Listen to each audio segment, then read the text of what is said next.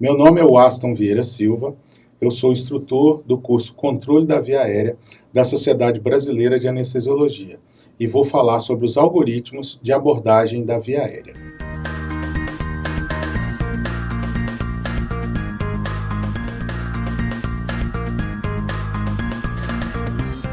É muito importante que os profissionais anestesiologistas eles estejam preparados não só na parte técnica, quanto também na parte não técnica para o manuseio da via aérea. A parte não técnica, que seriam os algoritmos, que é o que nós vamos abordar nesta apresentação, eles vão nos auxiliar exatamente para a redução dos erros e dos eventos adversos, tornando-se não com uma forma obrigatória para se utilizar rotineiramente, mas como um guia para que a gente possa exatamente trabalhar e termos uma referência para o manuseio da via aérea difícil. É muito importante a suplementação de oxigênio durante todo o procedimento, durante toda a abordagem da via aérea, seja com o paciente desperto, seja com o paciente inconsciente. Então, a maior concentração possível de oxigênio deve ser utilizada durante todo o manuseio da via aérea. Então, devemos sempre oferecer oxigênio. Quando eu estou diante de uma via aérea difícil, reconhecida ou suspeita, eu devo adotar estratégias pré-estabelecidas para a via aérea, que seriam os algoritmos. Para que eu possa adotar essas estratégias, eu preciso informar o paciente dos riscos e das condutas que vão ser tomadas, eu preciso assegurar de ter pelo menos um profissional auxiliar, de preferência com experiência no manuseio da via aérea. Como eu já falei da suplementação de oxigênio, sempre pré-oxigenar o paciente, para que a gente tenha o paciente com uma boa reserva de oxigênio, para que eu tenha tempo suficiente para manejar a via aérea. Os algoritmos, eles são recomendações, elas podem ser adotadas, modificadas ou até rejeitadas de acordo com as necessidades. É muito importante que cada serviço utilize o seu protocolo baseado na estrutura do serviço. Isso aí, os algoritmos publicados por diversas sociedades pelo mundo todo, nós temos algoritmos da sociedade americana, canadense, britânica, alemã, japonesa, quase todas as sociedades de anestesia do mundo já publicaram o seu algoritmo, os seus guidelines de via aérea.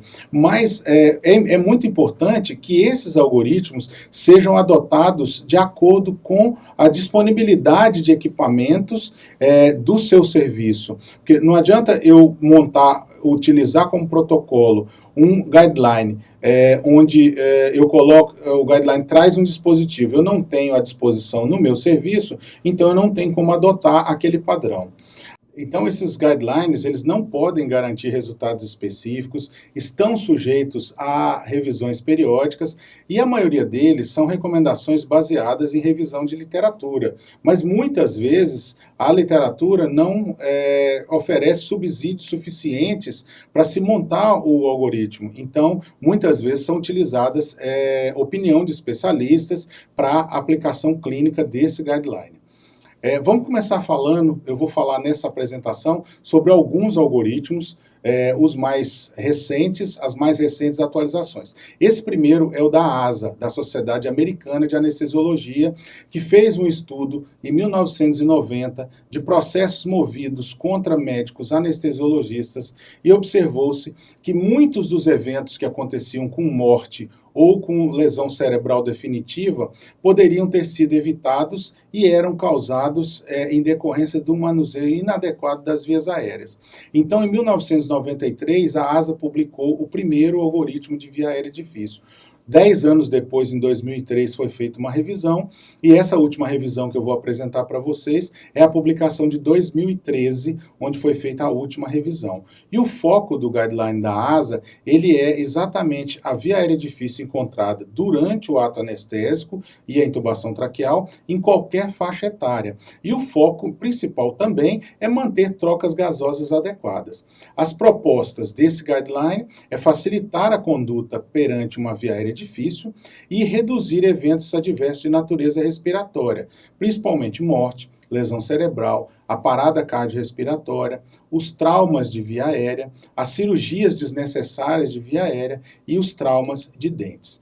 Então, ele faz um preâmbulo nesse guideline, onde a gente precisa avaliar o impacto clínico de alguns problemas, algumas dificuldades. Então, o paciente, a gente pode ter dificuldade de cooperação ou não termos consentimento do paciente para abordagem da via aérea, dificuldade de ventilação sob máscara, na colocação do dispositivo supraglótico, de laringoscopia, de intubação e, inclusive, do acesso anterior à região do pescoço para acesso à membrana cricotireoide. Ele frisa no seu segundo item que devemos administrar oxigênio ativamente durante todo o manuseio e depois a gente vai considerar méritos de viabilidade de algumas opções. Se eu tenho uma via aérea difícil de ventilar, o principal pressuposto é que eu deva intubar esse paciente acordado. Então, eu vou intubar esse paciente acordado ou vou intubar após a indução de anestesia geral? Se eu tenho muitos fatores preditores de ventilação difícil, a intenção é que a gente faça a intubação acordado. Vou usar uma técnica não invasiva ou uma técnica invasiva? A prioridade sempre será para técnicas não invasivas.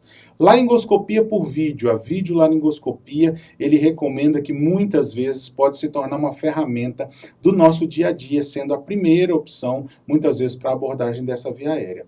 E também, tão importante quanto quando a gente fala de intubar acordado, é preservar ou interromper a ventilação espontânea. A partir daí, eu vou criar estratégias primárias e estratégias alternativas. Então, quando eu tenho uma via aérea difícil reconhecida, principalmente a via aérea difícil de ventilar, eu vou intubar esse paciente acordado. Com qual técnica? Normalmente eu vou fazer o manuseio com técnicas não invasivas. Quais são os dispositivos? Qualquer dispositivo, videolaringoscópio, lâminas de laringoscópio alternativas, dispositivos supraglóticos, tanto para uma via aérea definitiva, quanto como um conduto, como guia para a utilização do fibroscópio. A própria fibroscopia, que continua sendo o padrão ouro para a via aérea difícil. Os estiletes para intubação, buge, bônfios, o próprio tubo trocador, o estilete luminoso e a intubação oral ou nasal às cegas. A partir do momento que eu tenho sucesso nessa intubação, eu vou confirmar através da capnografia com o CO2 exalado. Mas se eu tive falha nesse procedimento, eu tenho 3 alternativas. A primeira é cancelar o caso. O segundo é considerar a possibilidade de outras opções. Quais seriam essas outras opções? É uma cirurgia que eu consigo fazer sob máscara facial ou dispositivo supraglótico? Anestesia local, anestesia regional? Qualquer uma dessas opções que eu escolher, eu tenho que partir do pressuposto que a ventilação sob máscara facial é possível. A terceira opção seria o manejo dessa via aérea através de técnicas invasivas, que, nesse caso, se eu não tenho condição de despertar o paciente ou de outras opções, muitas vezes é necessário a gente realizar uma técnica invasiva, seja uma via aérea cirúrgica, ou uma via aérea através de punções percutâneas, ventilação a jato transtraqueal, inclusive a intubação retrógrada. A partir do momento que eu tive sucesso, eu tenho que confirmar através da capnografia. Lá no início do algoritmo, eu posso optar em algumas situações, por exemplo, paciente que vai fazer uma laringectomia total. Esse paciente, ao final da cirurgia, ele estará com uma traqueostomia. Então, por que não fazer essa traqueostomia previamente e fazer o manejo dessa via aérea já inicialmente com a via aérea invasiva? Esse é um caso que pode ser utilizado, todas aquelas técnicas invasivas que eu já falei, e a partir do momento que eu conseguir a intubação ou o acesso à via aérea invasiva, eu devo confirmar com capnografia. Agora, nós vamos para uma outra situação, que a primeira situação é uma situação onde eu tinha um indivíduo que eu detectei previamente que ele tinha uma intubação difícil. Mas se eu não detectei que esse indivíduo tem uma via aérea difícil e induzi anestesia geral, eu fiz tentativas de intubação após a indução de anestesia geral. Se eu conseguir essa intubação, eu confirmo através da capnografia. Se eu tive falha nessa intubação, a primeira coisa que eu vou fazer, chamar por ajuda. Eu preciso de ajuda pessoal e com outros equipamentos. Tentar retornar o paciente à ventilação espontânea e despertar o paciente. A partir daí, eu tenho dois caminhos a seguir. O primeiro é se eu tenho ventilação sob máscara facial adequada. Se eu tiver ventilação sob máscara facial adequada, eu estou diante de uma situação que não é emergencial, ou seja, eu ventilo e não intubo. Como é que eu vou manejar a minha via aérea? Através de técnicas alternativas, que são aquelas mesmas que eu já citei no diapositivo anterior, em relação às técnicas não invasivas. Então, eu tenho todas essas alternativas. Se eu tive sucesso, eu confirmo a minha intubação através do CO2 exalado. Mas se eu tive falha, nós vamos para considerar aqueles mesmos 3 itens que a gente considerou no caso do paciente da intubação acordado. Considerar a possibilidade de manter esse paciente sob máscara facial ou dispositivos supraglóticos, ou anestesia local ou anestesia regional. A minha segunda opção é o manejo através de técnicas invasivas, também as mesmas que a gente já descreveu anteriormente. E a terceira opção é despertar o paciente, se isso for possível, não for uma cirurgia de emergência. A partir do momento que eu resolvi cancelar a cirurgia, eu devo fazer todas as manobras para despertar esse paciente com segurança. Mas, vamos voltar lá atrás um pouquinho. Se eu tentei intubar o paciente e a ventilação não é adequada, aí sim, a primeira manobra que eu tenho que fazer é considerar e tentar utilizar um dispositivo supraglótico. Qual dispositivo? Qualquer um que eu tiver à mão. Se eu consigo ventilar adequadamente pelo dispositivo supraglótico, eu volto para o lado da segurança da via aérea não emergencial, porque eu estou conseguindo ventilar adequadamente o paciente. Mas se o dispositivo supraglótico não está adequado ou não está disponível, aí sim eu passo a ter uma situação de emergência, que é a situação não ventilo, não intubo, que os autores vêm chamando atualmente de não intubo, não oxigeno. E essa situação de emergência, ou se em algum momento eu estiver do outro lado do algoritmo e não conseguir ventilar sob máscara facial ou supraglótico, eu passo a ter, a partir do momento que eu não consigo ventilar o paciente, uma via aérea emergencial. Qual é a conduta? Mais uma vez, chamar por ajuda e, em seguida, fazer a ventilação de emergência não invasiva, que é tentar um novo dispositivo supraglótico, de tamanho diferente, de formato diferente, de modelo diferente, para que eu consiga resgatar essa via aérea e exatamente oxigenar o paciente.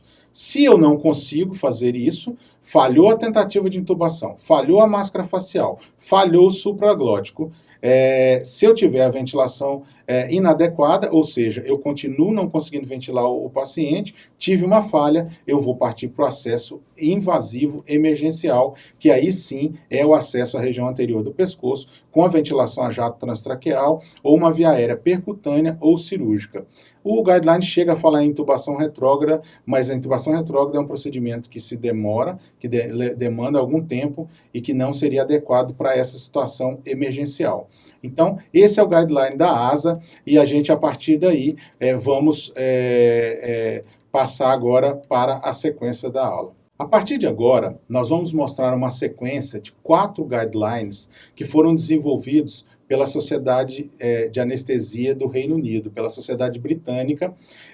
O guideline para o paciente adulto da Sociedade de Via Aérea Difícil, que chama DAS, Difficult Airway Society, foi desenvolvido inicialmente em 2003. Esses algoritmos foram todos revisados no ano de 2015 e eu vou mostrar para vocês exatamente essa sequência agora.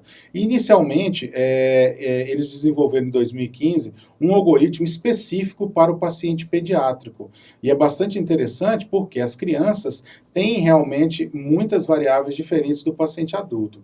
Então, eles desenvolveram 3 algoritmos que a gente vai citar aqui para vocês. O primeiro é o algoritmo em relação à dificuldade de ventilação sob máscara facial numa criança de 1 a 8 anos. Então, ele divide em 3 partes esse algoritmo, uma das partes exatamente para se tentar melhorar o posicionamento do paciente, a segunda parte para se tentar utilizar dispositivos que possam auxiliar nessa ventilação, tipo cânulas orofaríngeas, nasofaríngeas, e se não há sucesso nessa ventilação sob máscara facial, a utilização do dispositivo supraglótico.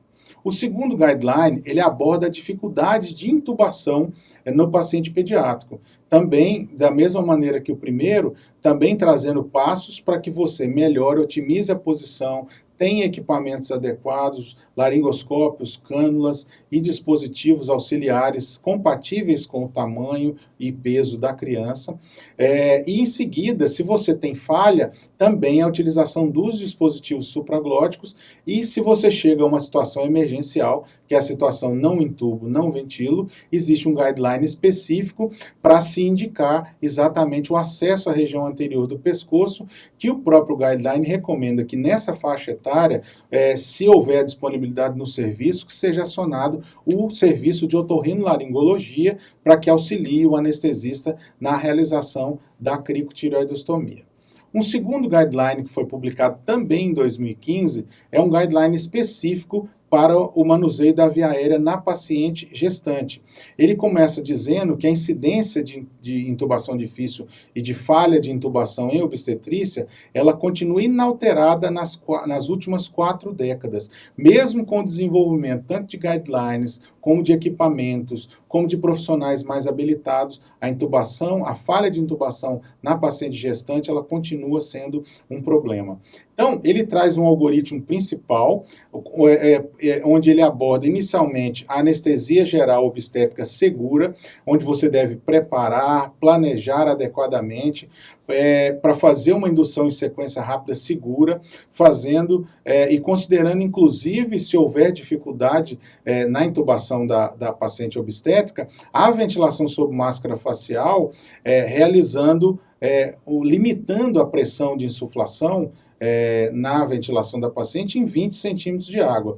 E a partir do momento que começam as tentativas de laringoscopia, o primeiro indivíduo que tenta intubar essa paciente, ele vai realizar no máximo 2 laringoscopias. A terceira laringoscopia, ela só pode ser realizada pelo anestesista mais experiente que estiver próximo e estiver conduzindo o caso.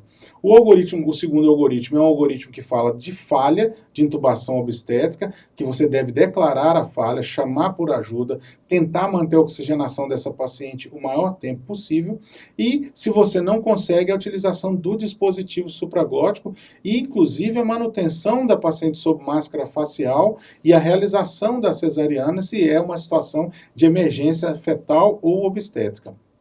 E o terceiro algoritmo seria o algoritmo da situação que você não consegue intubar e nem oxigenar, e pode ser necessário, se não se consegue realmente, a paciente entra numa situação muito crítica de se realizar o acesso à região anterior do pescoço. Então, a gente observa que ele divide nesses 3 algoritmos, exatamente ele detalha cada um desses algoritmos, o algoritmo 1, que é o de planejamento para anestesia geral obstétrica segura. Ele traz vários itens passo a passo, é um artigo bastante interessante.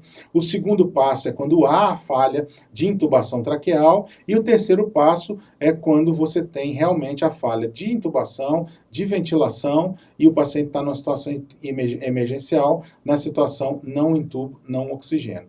E por último, ele traz uma tabela onde ele coloca aspectos relacionados ao despertar. Se não é uma situação emergencial e você precisa despertar a paciente, então ele traz passo a passo maneiras de se despertar a paciente de forma segura e manter a permeabilidade das vias aéreas.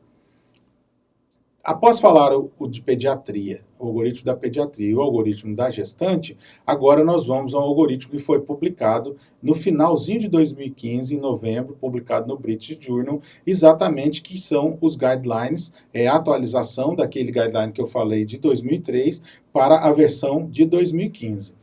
Então, ele mantém os mesmos planos, aqui a gente observa uma visão geral do guideline, então ele divide em 4 planos, A, B, C e D. O plano A seria o paciente que está com a ventilação sob máscara facial e você vai fazer a laringoscopia convencional e intubar esse paciente. Tive sucesso? Ótimo. Se eu tive falha de intubação, eu parto para o plano B, que seria a manutenção da oxigenação com a inserção de um dispositivo supraglótico.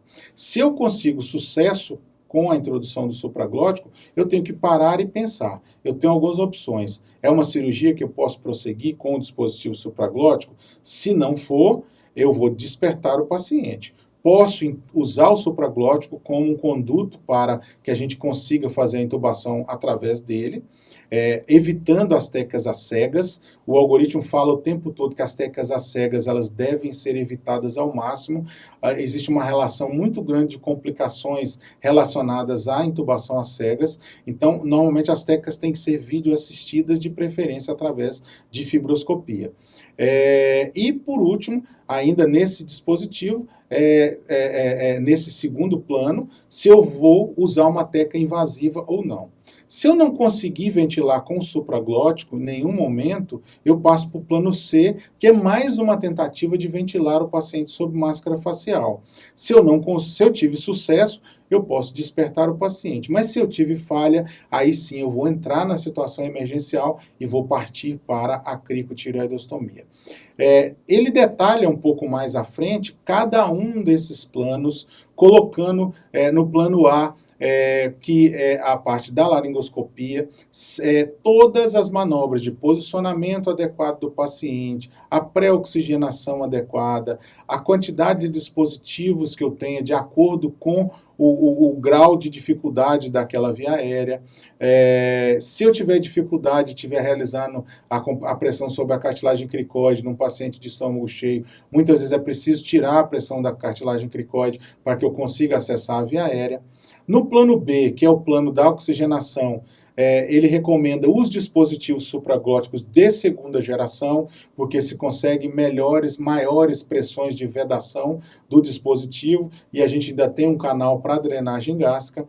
É possível, muitas vezes, realizar cirurgias também com os dispositivos supraglóticos. O terceiro passo, que é o plano C, tentar novamente, a partir do momento que eu tive falha de intubação, falha com o dispositivo supraglótico, eu parto para uma última tentativa de ventilar sob máscara facial. Muitas vezes eu preciso tentar melhorar o bloqueio neuromuscular desse paciente, porque o paciente mais relaxado, com certeza, a gente teria uma chance maior de conseguir acessar a via aérea.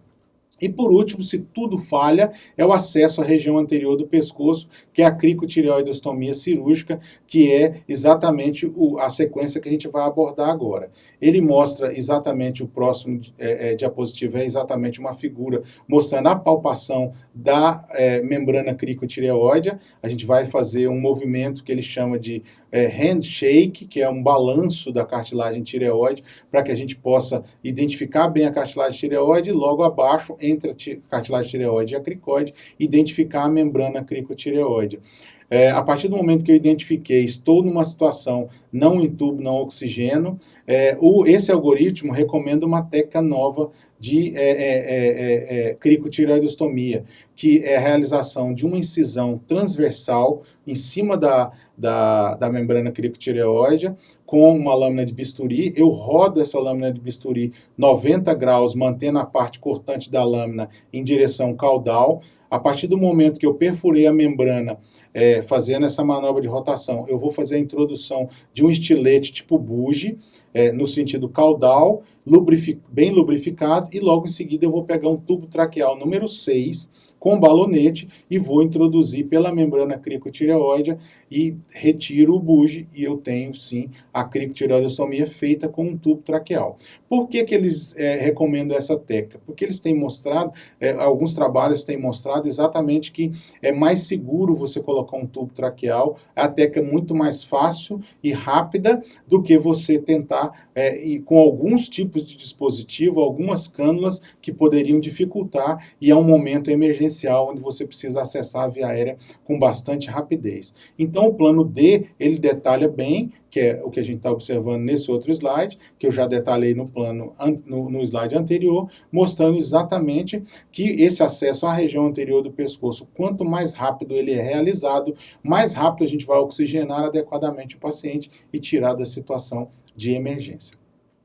O último guideline dessa sequência, ele foi publicado um pouquinho antes, que foi em 2012, são os 4 guidelines que eu disse que ia falar da Sociedade Britânica de Anestesia, que é o algoritmo de extubação, que é a extubação segura, porque o paciente que tem uma via aérea difícil de intubar, normalmente ele tem uma via aérea difícil de extubar.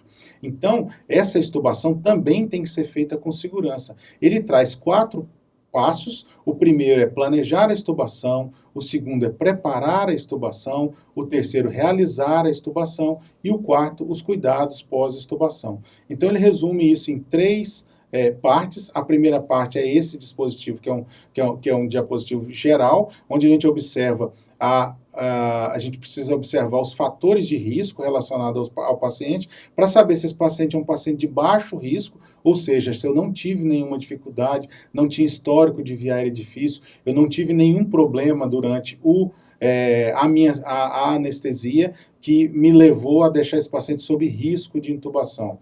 Então, depois ele vai dividir exatamente no próximo, que é o algoritmo de baixo risco, que a gente vai seguir mais ou menos todos esses planos. Posso extubar o paciente em plano, posso extubar o paciente acordado, e ele vai colocar várias situações onde a gente vai observar para que a gente faça essa extubação segura. E por último, o algoritmo do paciente realmente que tinha uma via aérea difícil, previamente, ou de intubar ou de ventilar, onde eu vou ter que redobrar os cuidados. Muitas vezes eu não vou extubar esse paciente prontamente, esse paciente vai ser extubado acordado, na maioria das vezes. O uso do tubo trocador é muito importante, que é um catéter que a gente vai passar por dentro do tubo traqueal.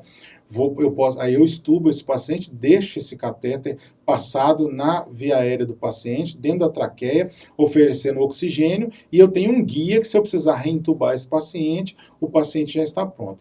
Então, esses 4 guidelines exatamente nos norteiam em relação à via aérea difícil.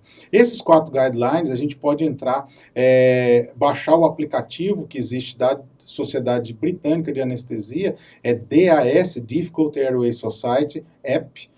A gente pode baixar tanto no Google Play quanto na Apple Store, e você tem esse algoritmo, ele é grátis, você não precisa pagar nada por ele. Todos esses algoritmos, do adulto, o de pediatria, o de gestante e o de extubação, estão lá para você poder acessar e baixar e ter acesso a todas essas informações bem detalhadas, conforme eu falei. E agora, para a gente chegar na parte final da aula, a gente vai mostrar mais uma abordagem, um outro algoritmo de via aérea, que é o Vortex, o Vortex Approach. Foram 2 colegas da Nova Zelândia que desenvolveram esse guideline. É um guideline bastante interessante porque é muito simples e a simplicidade dele é que traz segurança no manuseio da via aérea. É como se fosse um funil que tem as bordas, a borda principalmente na parte de cima, que é uma borda verde chamada de zona verde, que é a Green Zone. E a partir do momento que a gente entra dentro desse funil, dentro desse Vortex, a gente tem 3 dispositivos que a gente vai usar como manuseio primário da via aérea difícil, que seria a máscara facial, o dispositivo supraglótico e o tubo traqueal. O que ele recomenda é que a partir do momento que a gente está na zona verde, significa que o paciente está bem oxigenado, o verde representando o oxigênio, que é uma cor padrão de oxigênio na nossa anestesia. A partir do momento que eu suprimo a ventilação espontânea do paciente, a gente entra no funil, que é essa zona de cor azul um pouco mais clara, e a gente pode optar por qualquer um dos 3 dispositivos. Então, lembrando que o princípio básico desse algoritmo é que cada um dos dispositivos eu somente posso fazer no máximo 3 tentativas com cada um deles. Então, por exemplo, se eu resolvi fazer a ventilação sob máscara facial, eu tento ventilar uma vez, não consegui. A minha segunda tentativa, ela tem que ser diferente da primeira. Ou eu vou colocar uma cânula nasofaríngea, uma cânula orofaríngea, ou eu vou posicionar adequadamente, mudar a posição da cabeça e do pescoço do paciente, ou eu vou chamar ajuda e vou fazer a ventilação a 2 mãos, 3 mãos. Então, cada tentativa tem que ser diferente da outra. A mesma coisa a abordagem com o supraglótico ou com o tubo traqueal. Tentei com o laringoscópio com a lâmina convencional, não consegui. A minha segunda tentativa pode ser com uma lâmina de ponta articulada e a terceira com um vídeo laringoscópio. Então, a premissa desse algoritmo é que cada uma das tentativas seja completamente diferente da outra. E se por acaso eu chegar num ponto que eu não consegui ventilar adequadamente o meu paciente, não consegui atingir a via aérea, a gente vai chegar lá na pontinha do funil, que é a parte azul escura, que representa exatamente exatamente a cianose, ou seja, o paciente está numa situação emergencial e se eu não conseguir manejar com nenhum desses 3 dispositivos, eu tenho que acessar a região anterior do pescoço e realizar a cricotireoidostomia. Então, essa simplicidade é que trouxe muita popularidade por Vortex e muitos colegas têm utilizado e ele funciona muito bem na prática.